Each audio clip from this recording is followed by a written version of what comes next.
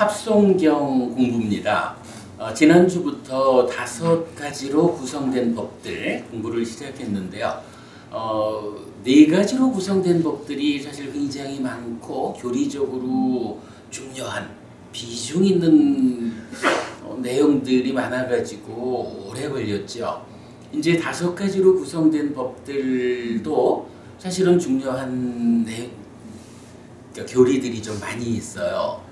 이게 보면 우리 이제 경전이 뭐 디가니까야, 마찌마니까야, 앙구타라니까야, 상류타니까야, 그리고 뭐 쿠타카니까야 이래 있잖아요.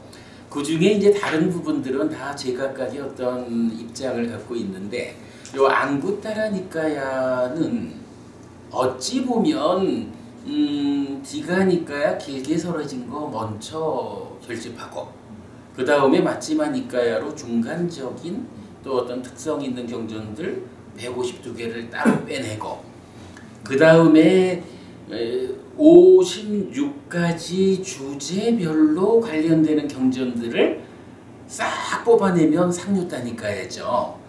그리고 남아있는 경전들을 이제는 어떤 특별한 의미보다는 각각의 경전 중에 중심 주제어가 몇 가지인가, 뭐 법수 이런 말을 쓰죠.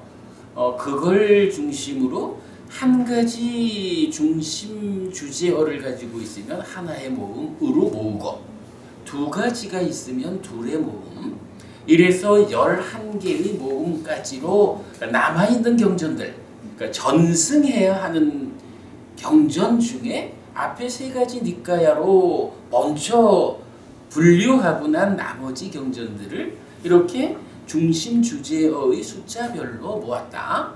이렇게 말하면 앙구타라니까야를 적절히 말하는 것 같은데, 이 앙구타라니까야 중에 가장 많은 부피를 차지하는 경전이 4세 모음하고 5세 모음이에요. 뒤에 가서 이제 열의 모음도 좀 크지만 그래도 전체적으로 경전의 부피로 보면, 그러니까 우리가 이제 앙구타라니까야를 국내에 보면 이제 초기불전연구원에서 싹 번역을 했잖아요. 물론 한국 빨리성전협회도 번역을 했지만, 그러니까 초기불전 연구원에서 6권으로 앙구타라니까야를 펼쳐냈는데, 그 중에 보면 하나, 둘, 셋의 모음까지가 1권, 그리고 4세 모음이 2권, 5의 모음이 3권, 6, 7의 모음이 4권, 8, 9의 모음이 5권, 10, 11의 모음이 6권. 이래서 좀 6개의 권으로 번역을 했거든요. 결국 그 중에 보면 4개의 모음과 5개의 모음만이 독자적으로 한 권으로 편성이 되어 있는 거예요. 그만큼 양이 많다는 거죠. 우리가 이간 합성경을 몇 가지로 구성된 경들이냐라고 분류를 해서 편집된 경을 이제 공부하고 있는데, 그 중에 보면 4세 모음이 그렇게 많고 중요한 주제들을 가지고 있었던 것이, 어쨌든 경전 안에는 4가지 주제어를 가지는 것들이 많다. 그러기 때문에 앙구타라니까야도 독자적으로 4세 모음으로 한 권이 나와 있고, 그런가 하면 그만큼 5가지로 구성된 법들, 이것도 중요하고 많아가지고 앙구타라니까야에서 독립적으로 한 권으로 편집되어 있다. 이런 부분을 우리가 좀 이해하고 가면 5가지로 구성된 법들도 상당 기간 공부거리가 있겠다, 이렇게 이해할 수 있겠어요. 그 중에 첫 번째 주제가 뭐였냐 하면 오온, 그리고 2번째로 오치온. 그래서 오온, 오치온이라는 하나의 개념이 5가지로 구성된 경들의 첫 번째 주제가 되는 거죠. 자, 어쨌든 오온이라는 것은 색, 수, 상, 행식 5가지가 쌓여 있는 것이다.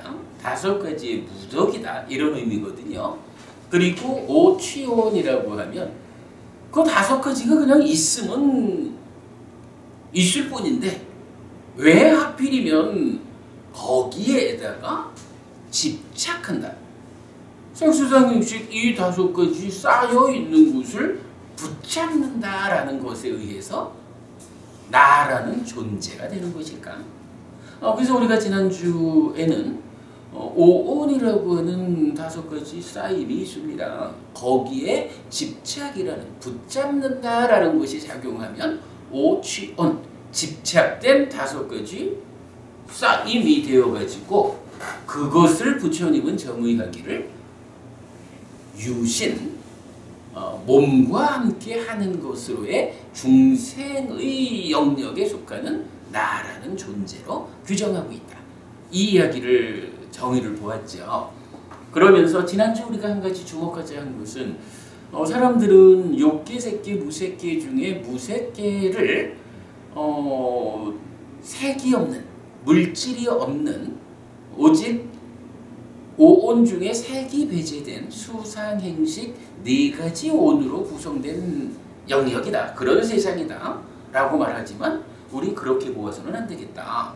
왜냐하면 만약에 색이 없이 정신적인 4가지 무더기만으로 구성된다라고 하면 이것은 5가지에 대해서 집착된 상태라고 정의되는 중생으로의 자격을 상실하는 것이다. 분명히 욕계, 색계, 무색계라는 이 3계는 중생인 내가 살아가는 삶의 영역인데 그 중에 물질이 몸이 없다라고 하는 것은 중생으로의 자격을 상실한 거라서 그렇다라고 하면 부처님 말씀이 일관성을 잃는다. 그래서 우리가 보았던 게 공부변처라는 무색계의 출발자리 여기가 정의되기를 색이 없다 이렇게 말하지 않고 색에 대한 경향성 루파산냐 색상을 초월했다 이렇게 정의되고 있다라는 것을 보았죠. 거기까지 지난주 공부했고요. 오늘은 그렇다면 이 5가지 쌓임에 대해서 집착한 게 나라고 해서 뭐니 해도 중요한 나라고 하는 존재가 정의되고 있는데 우리가 이거를 그냥 나라고 하는 이 중요한 개념을 놓고 색수상행식 오온에 대한 집착 상태입니다. 이렇게 말하고 가면 이건 모르는 거죠. 구체적으로 색은 무엇고 수상행식은 각각 무언가라는 오온 각각에 대한 설명을 필요로 한다라는 거죠. 아마도 가장 중요한 불교 공부를 하면서 가장 중요한 자리가 이 자리일 것 같아요. 오늘하고 다음 주까지 2주에 걸쳐가지고 색수상행식 오온에 대한 구체적인 이야기 공부할 겁니다. 우리가 이제 이렇게 근본경전연구회를 통해 가지고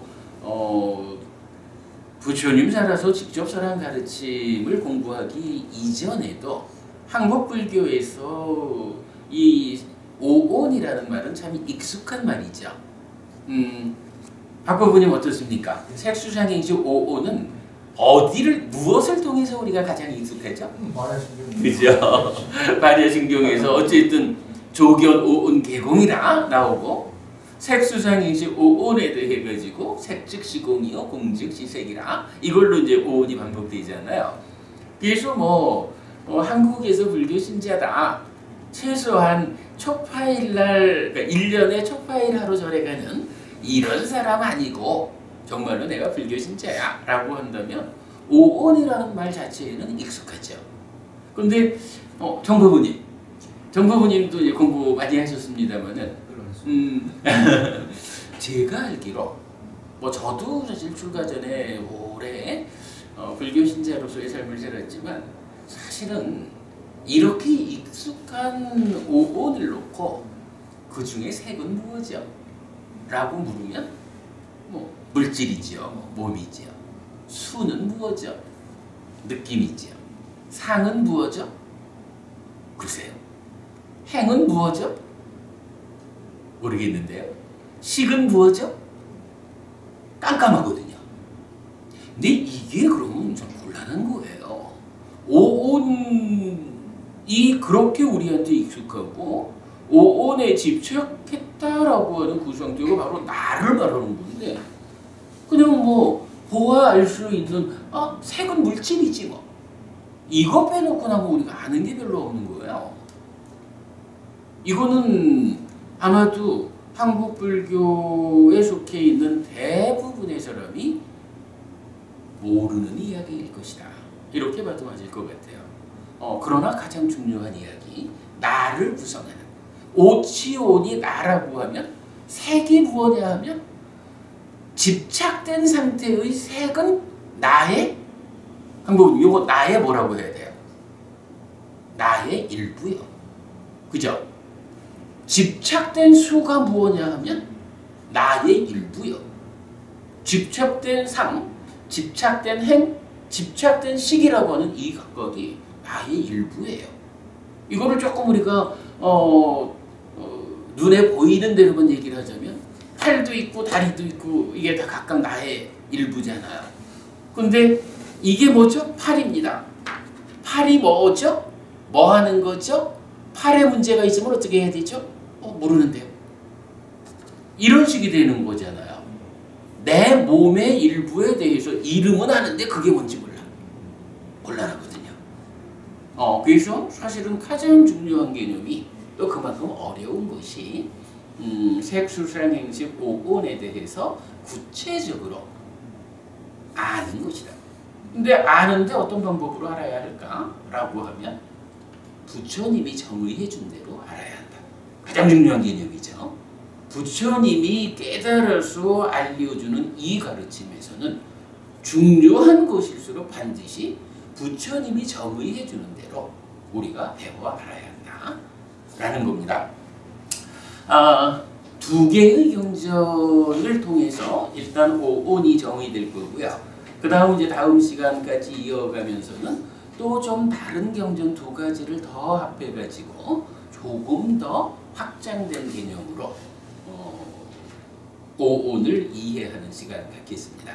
참고로 여기서 확장된다라는 것은 오온 중에 색수상행은 어찌 보면 그나마 좀 덜 어려운 거예요. 해석이 좀 덜 힘든데, 식이라고 하는 요게 뭐냐 하면 마음이잖아요.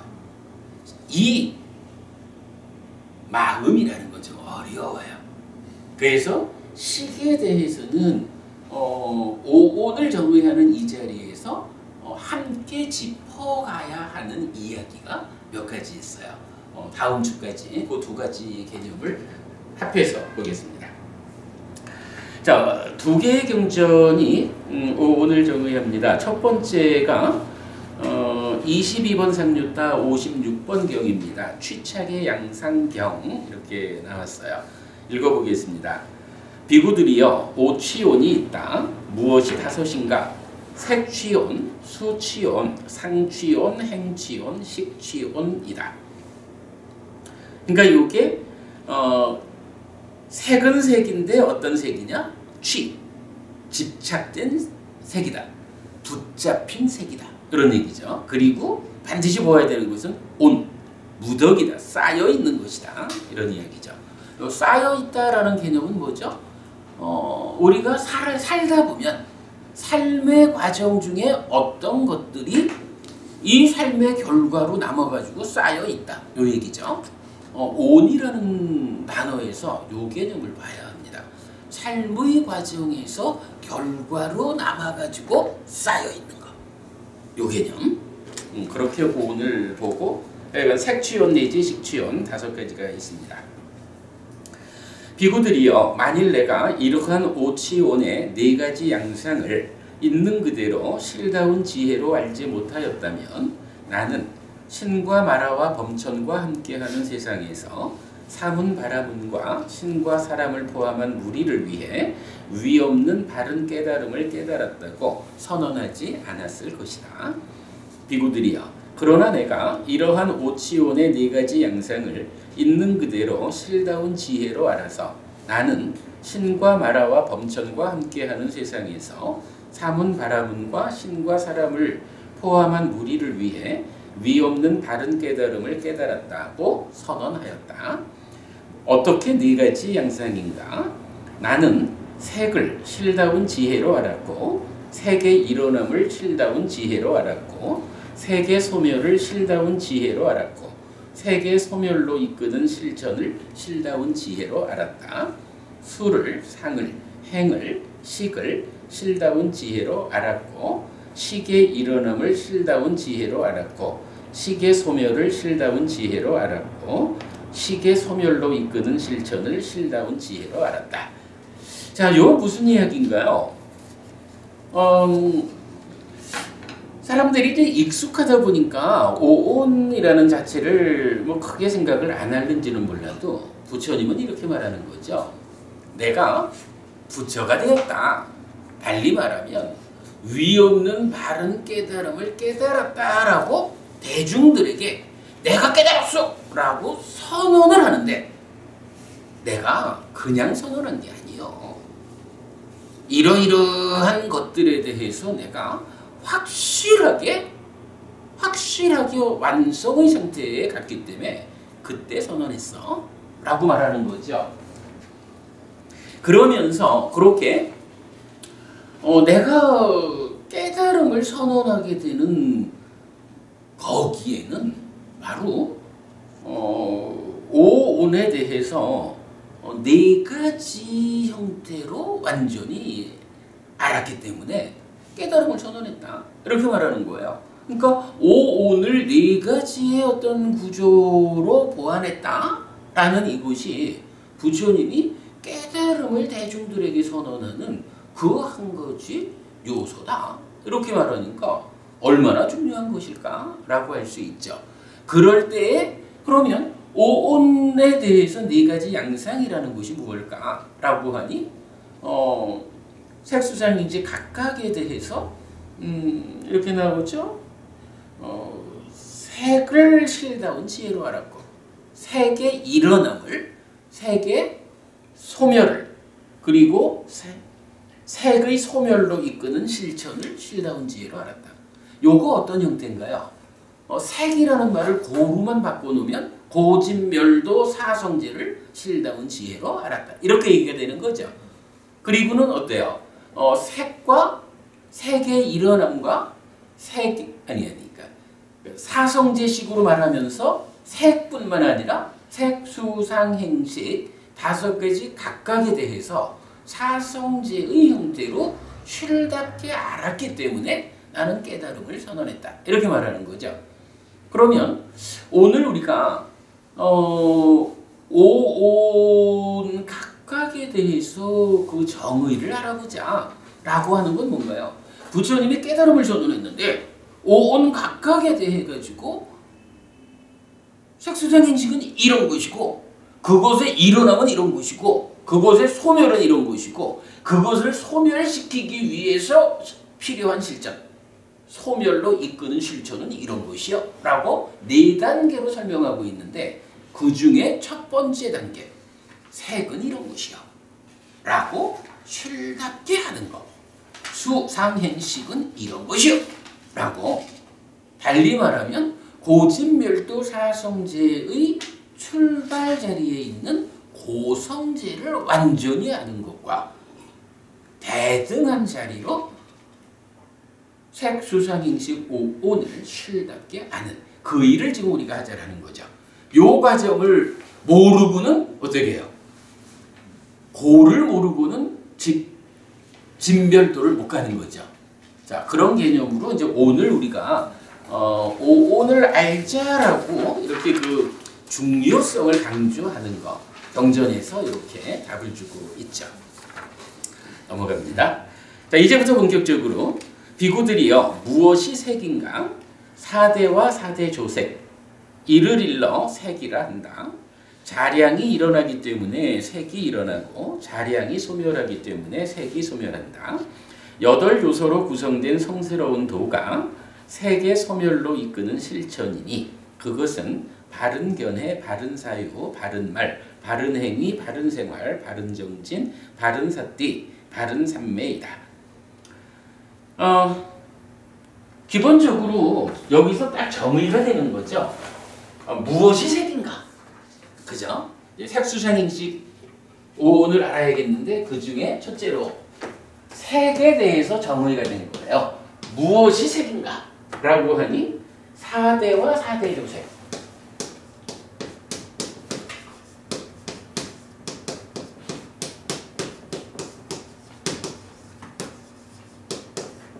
사대라는 것은 사대는 지수, 화풍 네 가지 근본 요소라는 거죠.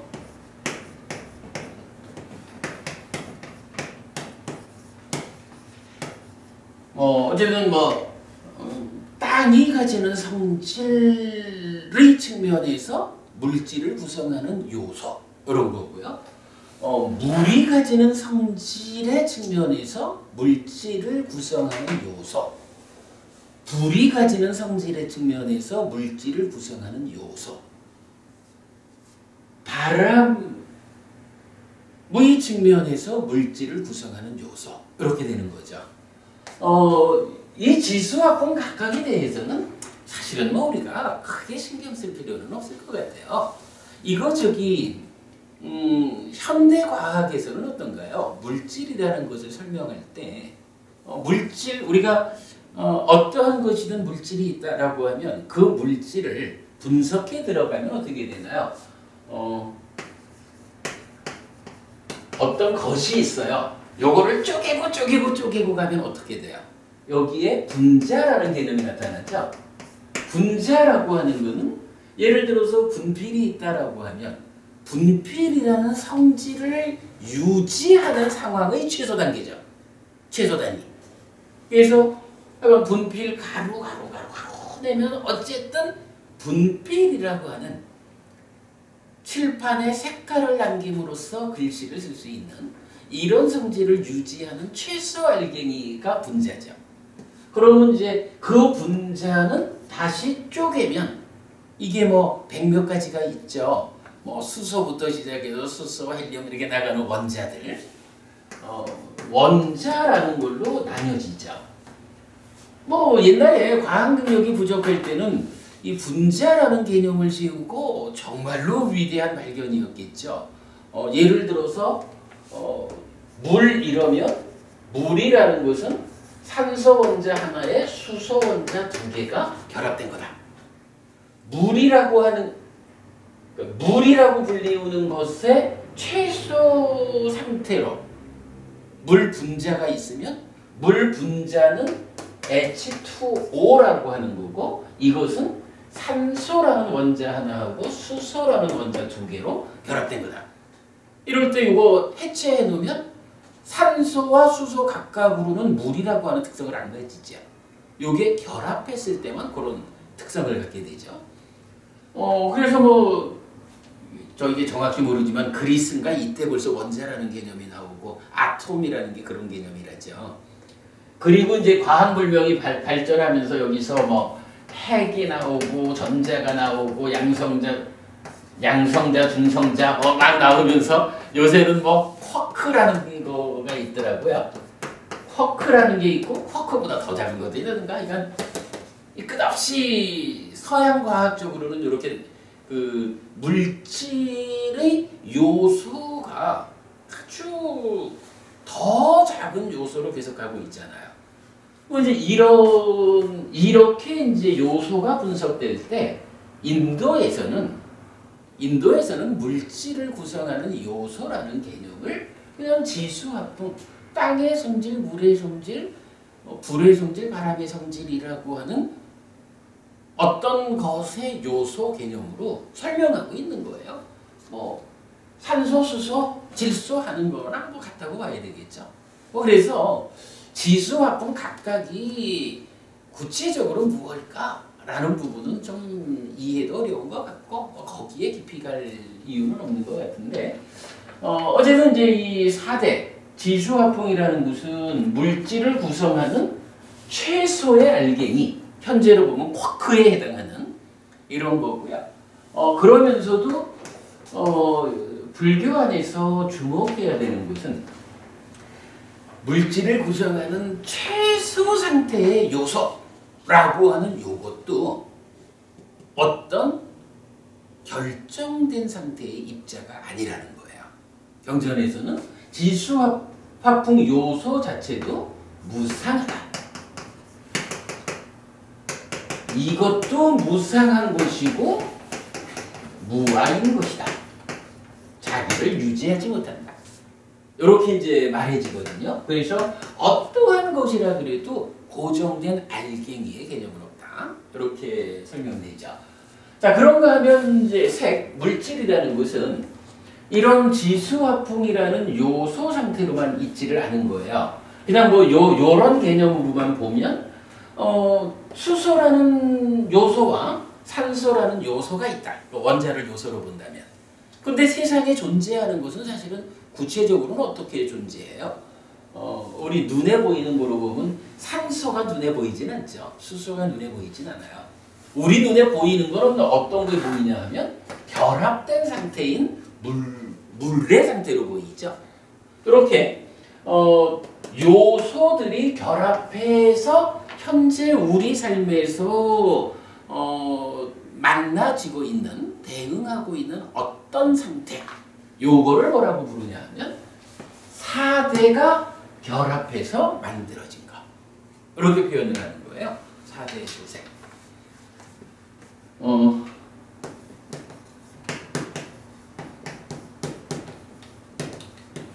사대의 결합.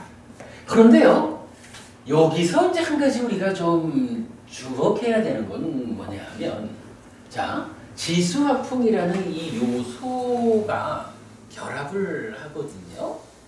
그런데 이 결합되어서 무언가가 만들어지면은요, 자, 예를 들어서요, 요게 이제 컵이잖아요. 컵이라고 하는 것은 어쨌든 뭐 돌멩이를 가루를 내 가지고 그러한 요소를 결합을 해 가지고 이런 형태를 만든 거예요.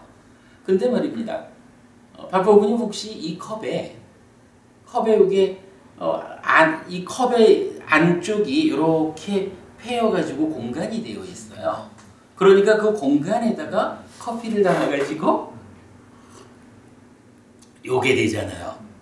근데 만약 이게 요런 형태를 만들긴 만들었는데, 그러니까 그 요소들을 결합해 가지고 요걸 만들었는데 요 안에 공간이 없다. 공간이 없으면 뭘 못하죠? 여기 커피를 못 담죠. 그러면 커피를 담을 수 없는 요런 형태를 가진 것을 뭐라고 불러야 할까요? 컵인가요? 이거 컵이라 할 수 없죠. 그죠? 컵이라고 하는 거는 분명히 이렇게 지수화풍이라는 물질 요소가 결합해서 어떤 형태를 갖추고 그것이 바깥쪽으로도 이게 만약에 바깥쪽으로도 끝없이 가 있다라고 하면 정의할 수 없죠. 요만큼으로 잘리고, 그리고 중요한 건 안쪽으로 공간이 차지하고 있기 때문에 그 공간, 그러면 결국은 요 사대로 구성된 요 컵이라고 우리가 말하는 요것의 바깥쪽을 공간이 싸고 있죠. 그리고 그 안쪽을 또한 공간이 차지하고 있죠. 그럴 때 이것이 요만한 사이즈를 가지고 커피를 담을 수 있는 공간이 있을 때 컵이다. 이렇게 부르잖아요. 이게 어쨌든 그래요. 공간이라는 것이 어떤 형태로 차지하고 있느냐, 함께 하느냐, 요거에 따라 가지고 동일하게 사대가 결합해서 만들어져 있는 요것이 그러니까 규정이 달라지죠. 어떤 것은 컵이라 할 거고 어떤 것은 돌멩이라 할 거고, 그죠? 이게 달라지죠. 그래가지고 자, 따지자면 그러니까 요소들이 결합해서 생겨나는 요것이 구체적으로 우리 삶에서 만나지는 어떤 것, 물질적인 어떤 것이라고 우리한테 규정될 때는 사실은 이게 지수화풍 4대만 가지고 되는 건 아니죠. 정보분이 뭐가 하나 더 있는 거예요? 여기에 사실은 결합했다. 결합한 것이 우리 생활에 적용된다라고 할 때는 어떤 것으로 규정이 돼야 되는데 규정이 되기 위해서는 그죠? 공이라는 게 필요해지죠. 비어있는 요 공이라고 하는 개념이 불교 안에서는 굉장히 중요하게 나타나집니다. 앞으로 우리가 이제 삶을 설명할 때 보면 예를 들어서 부처님 당시 인도에 있던 외도 스승들 육사외도라고 있잖아요. 그 육사외도 중에 아지따 깨사깜발린이라는 사람이 있어요.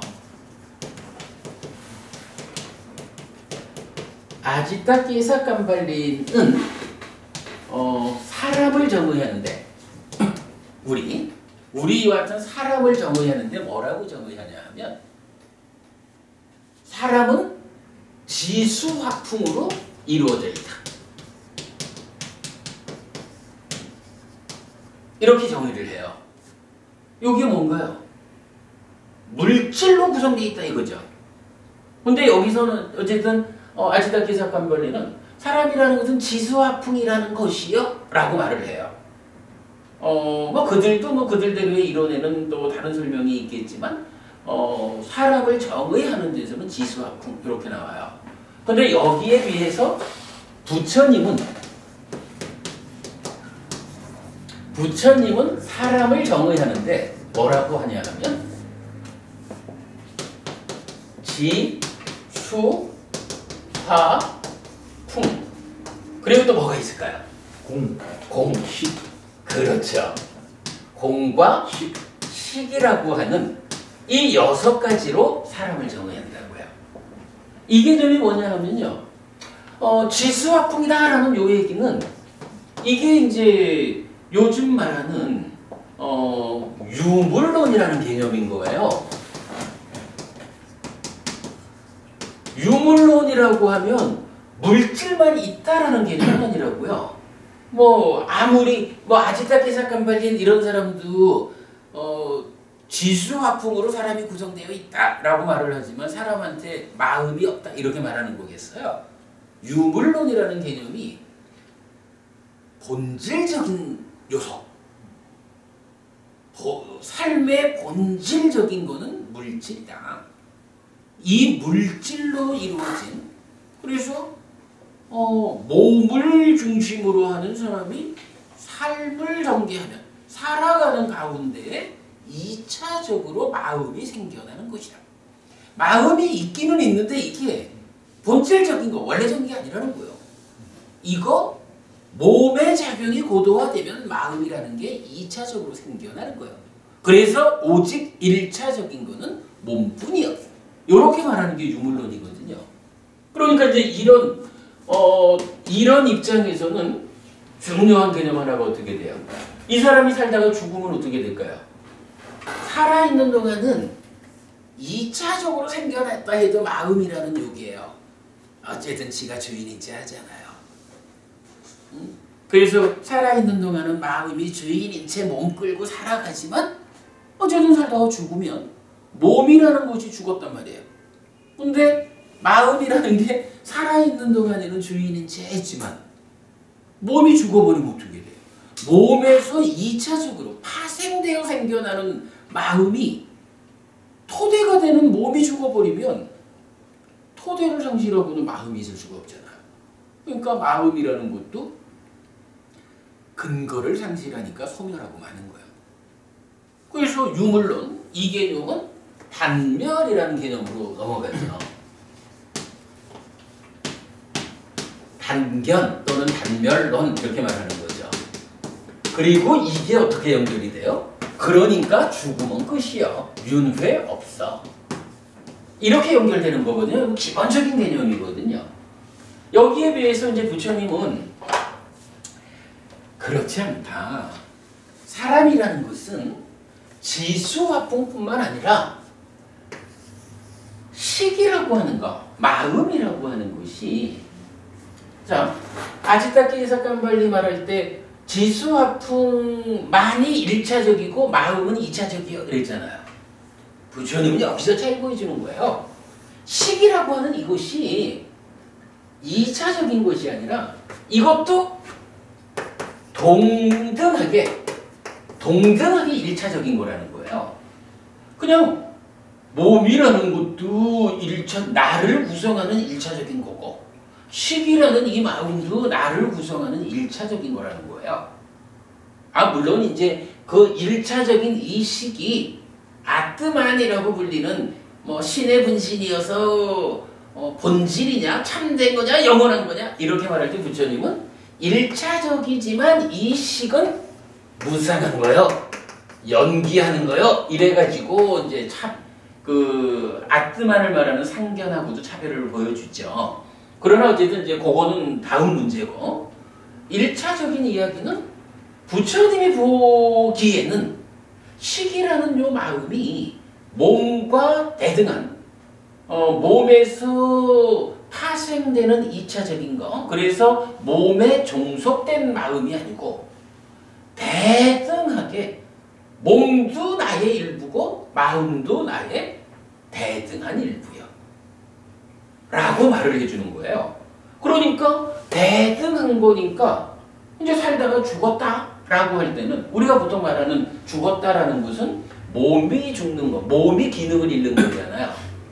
그랬을 때의 마음이라는 것은 몸이 죽었기 때문에 따라 죽어야 한다거나 이렇게 영향받지 않고 마음 자체의 특성에 의해서, 만약에 이 마음이 스스로 마음 자체가 몸 죽으면 따라서 소멸하고 많은 특성을 갖고 있다면 소멸하겠지만, 그러나 이 종속되지 않는 이 마음은 삶의 과정을 누적해 가면서 해탈할 때까지는 죽고 싶어도 죽지도 못하는 이런 특성을 갖고 있잖아요. 그러니까 몸이 죽어도 종속되지 않았다? 해탈할 때까지는 죽지 않는 것이다? 이 개념에 의해서 몸이 죽어도 따라 죽지 않는 거예요. 뭐 그 다음에 뭐 이게 아트만이냐 아니냐는 건 그 다음 얘기고. 이래가지고 부처님은 사람이 지수화풍 공식, 요거를 이제 6개라고 부르죠. 6가지 요소. 6 요소로 구성되어 있다 라고 말함으로써 윤회하는 것이다. 윤회하는데 어떻게 하느냐라고 하니 식이 무상하고 연기하는 것이다 라고 해서 상견도 틀렸다 이렇게 이제 말하는데, 요건 뭐 이제 주제를 벗어나니까 뒤에 보고, 자, 이렇게 이제 사람을 정의하는 방법이 달라요. 우리는 중요한 거죠. 우리는 아지타케 사칸발리가 설명하는 사람을 공부하는 게 아니에요. 우리는 부처님이 설명해주는 사람을 공부하는 거잖아요. 자, 이럴 때 지금 이야기 중에 한 가지 거론 안 된 게 있었죠. 공이라는 것. 근데 이 공이라는 게 불교학자들 가운데에서는 이게 조금 설명이 애매한가 봐요. 그래서 이제 뭐 그동안의 어떤 이제 오랜 역사 동안에 그 설명되는 바에 의하면 이 공은 그래도 물질의 영역에 소속시키는 것이 맞을 거야. 뭐 요렇게 이제 좀 설명이 되는 걸로 제가 좀 보았어요. 근데요, 요거는 사실은 우리가 좀 전에 알아본 바에 의하면 고민거리가 아니죠. 공이라는 게 뭐예요? 비어있는 거예요. 비어있다라고 하는 거, 왜 이 비어있음이라는 것이 6가지 요소라는 개념으로 사람을, 나를 구성하는 어떤 것일까? 라고 하면 바로 요 개념이라. 그죠? 지수화풍이라는 4가지는 그냥 요소로 되어 있어요. 그 요소가 결합되어서 어떤 형태를 갖추면 그거 가지고 컵이라 하진 않는다고. 그죠? 분명히 공간이라는 것이 안팎에서 함께 해 주어야 이게 컵이라고 규정이 되잖아요. 박버부님 저기 조금 이따가 또 식사하실 거잖아요. 식사를 하시려면 위비소실 조건이 필요해요. 밥이 우리 몸으로 들어갔다가 몸 안에서 쭉 지나가가지고 나중에 배설될 수 있는 내 몸 안에 비어있는 자리가 필요해요. 그래서 입 벌리면 입도 비어있잖아. 목구멍도 비어있고 위도 비어있고 창자도 비어있고 그래서 결국 항문을 통해서 나오는 거잖아요. 만약에 공간이라는 개념이 나를 설명하는데 적용되지 않으면요. 이거 참 곤란해요. 그래서 분명히 부처님은 사람, 나란 존재는 몸과 마음이다. 물질적인 것과 물질과 대등한 종속되지 않는 마음이 함께해서 내가 이루어진다. 이때의 몸이라고 하는 물질이라고 하는 이거는 기본적으로 지수화풍이라는 요소이지만 이 요소가 내 몸이라고 하는 어떤 규정 상태가 되려면 안팎으로 공간이 필요하다. 이 밖의 공간이라는 것도 그렇잖아요. 만약에 밖의 공간이 조금 작아. 공간이 작다라는 건 뭐예요? 내 몸이 차지하는 게 큰 거잖아. 그러니까 좀 키 크고 뚱뚱한 사람은 나를 둘러싼 공간이 좀 작다 할 거고. 뭐 어쨌든 이렇게 안팎으로 공간이 둘러싸고 있고 차지하고 있고 이렇잖아요. 이렇게 공간이라는 개념이 나를 설명하고 또는 물질적인 어떤 것이든을 규정할 때 공간이라는 것이 함께 쓰인다고요. 근데 이거 정확하죠? 공간이란 개념 없이 물질을 말하자라고 하면 그냥 뭔가 덩어리 하나가 있을 뿐이지 뭐. 이게 어떤 형태를 갖추어 가지고 우리 삶에서 적용될까? 이 개념은 없는 거죠. 그래서 육기라고 말할 때에 이 공이라고 하는 것은 그냥 자연스럽게 지수화풍이라는 요소가 결합의 과정을 설명하기 위한 또 하나의 물질적인 요소. 그러나 비어있는 거니까 비어있는 이거를 무엇다라고 말할 건 아니죠. 그래서 물질을 정의하기는 사대와 사대조색 이렇게 말하지만 이런 물질적인 것이 우리 삶에서 적용되기 위해서 무언가로 규정되는 데는 비어있다라는 의미의 공간이 반드시 함께해야 한다. 요 개념. 그래서 이제 경전에서 보면은요, 코끼리 발자국에 비유한 큰 경, 마지막이니까 28번 경에서는 비유를 들어줘요. 집이라는 걸 말할 때 지프로 덮이고 나무 기둥으로 세워지고 진흙을 으깨서 붙이고 그리고 안과 그리고 공간에 둘러싸이면 이거를 집이라고 한다. 그죠? 요 개념이 타당하죠. 그러고 이러하듯이 뼈와 살과 근육과 피부와 이런 것들이 공간으로 둘러싸여서 있을 때 이거를 색이라고 한다라고 하는데 우리가 지난번에 그거 봤죠? 색이라는 요거는 몸으로도 쓰이죠. 그죠? 물질, 그러니까 색 이러면 물질 이렇게만 보이지만 경전은 분명히 바로 이거 뼈와 살과 근육과 피부로 이루어지고 공간으로 뒤덮인 이거를 물질이야 이렇게 말하면 바보잖아요. 이건 몸이지. 색이라는 것은 이렇게 몸이라는 의미로도 쓰여요. 요거 마지막이니까요 28번 경에서 아주 직접적인 비유를 말해주고 있어요. 자, 이렇게 되면 물질을 말할 때 사대와 사대조색 그 의미 이제 명확히 우리가 설명할 수 있습니다. 오늘은 뭐 이야기를 조금 연결해가지고 사대조색이라고 하는 것은 공간을 필요로 하는 것이다. 그냥 단지 존재하는 게 아니라 삶에 적용되는 거기 때문에 이것이다 저것이다라고 규정되기 위해서는 공간이 필요하다. 그리고 공간이라는 개념을 우리가 함께 이해하기 위해서는 부처님이 정의하는 사람, 지수화풍 공식이라는 6가지 요소라는 측면에서 지수화풍 요소, 공간에 의해서 규정되는, 그죠? 공간에 의해서 규정되는 몸, 그리고 이 몸에 종속되지 않은 것으로의 식 해서 6개로서 사람을 부처님은 정의하고 있다.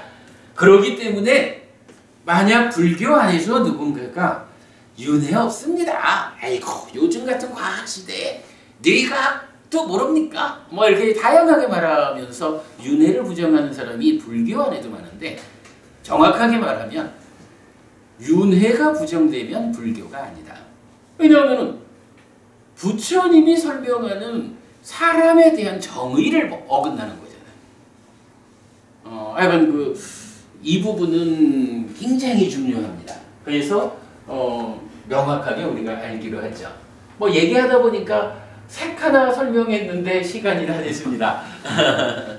그래도 이제 물질에 대한 이야기, 특히 여러분 이 이야기에서 공이라는 개념 얹어가지고 6개로서 정의되는 사람 이야기, 요 연결관계는 꼭 기억을 해주셔야 되고요.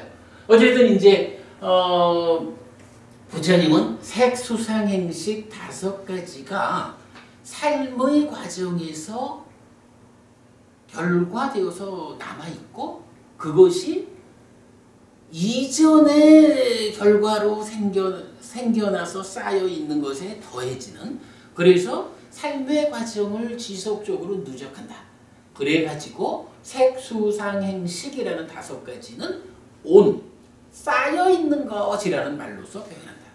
어쨌든 오온이라는 것은 삶의 과정이 누적되어 있다. 어떻게 살아가느냐에 따라서 어떤 색, 즉 어떤 몸으로 내가 누적 상황이 달라질까? 어떤 삶에 의해서 어떤 경험들이 누적되어 있을까? 어떤 상, 경향성들이 누적되어 있을까? 어떤 행, 형성작용들이 누적되어 있을까? 그리고 어떤 식, 마음이 누적되어 있을까? 이 부분을 설명하는 것이 오온이고, 그것에 대해서 집착하게 되면 그게 바로 오치온, 나로서 정의된다 라는 부분 다시 한번 말씀드리고요. 오온에 대해서 우리가 구체적으로 알아야 되는 필요성 때문에 공부하고 있는데, 오늘은 뭐 그 중에 첫 번째로 색에 대한 이야기만을 설명드렸습니다. 자, 오늘 수업 여기까지 하겠습니다. 수고하셨습니다.